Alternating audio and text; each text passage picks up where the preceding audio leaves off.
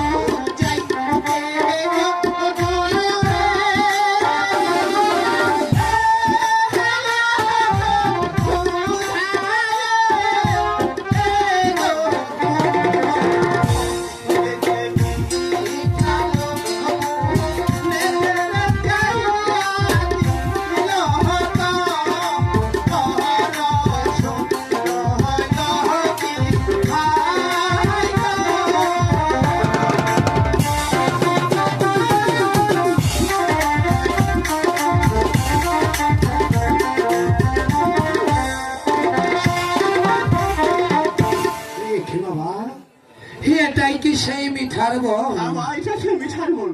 একে বাবা, হে আজ আমি 7 দিনের উপবাস, কোথায় গেলে আমার আহার মিলবে?